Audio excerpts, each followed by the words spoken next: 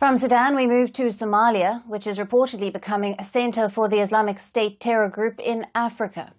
The International Crisis Group says Islamic State in Somalia, an African affiliate of the terror group once known as ISIS, has become an important financial influence for terrorism. The Islamic State-Somalia is also reportedly financing terror operations in other African countries. Now, the report also claims that the leader of the branch might become the new overall head of the terrorist group.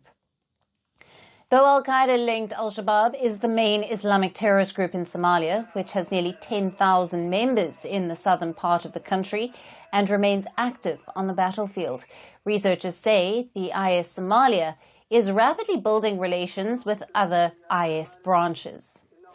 Now, the report adds that IS-Somalia is playing a bigger role outside Somalia than al-Shabaab and is carving out a role for itself within the wider Islamic State network.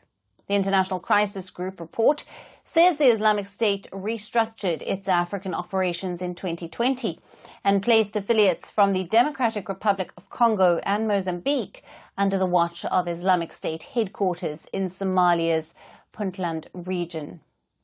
Now, IS-Somalia is reported to have between 100 and 400 fighters stationed in northern Somalia, and reports say about half of the fighters are believed to be foreigners. Earlier this year, the Puntland authorities arrested 6 Islamic State fighters who were Moroccans. Analysts say that Somalia's weak central government, instability and armed conflicts have enabled the country to be the financial hub of the Islamic State. The terrorist group has been extremely active and has waged several attacks against security forces and business centers.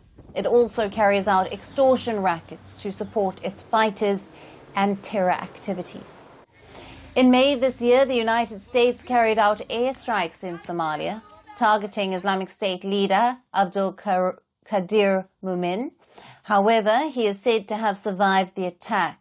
Now, if Mumin becomes the overall head of the Islamic State, his rise would also signal the terror group's growing influence in Africa.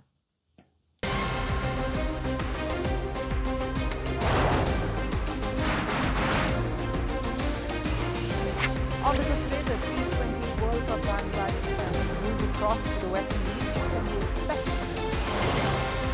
Hello, I'm Alyson coming to you from Durban, South Africa. Today we have a special show. Start with a report on India's shifting nuclear posture. The first time since India officially became a nuclear power. Hello and welcome to Firstpost America. I'm Aaron Ham, coming to you live from the nation's capital in Washington.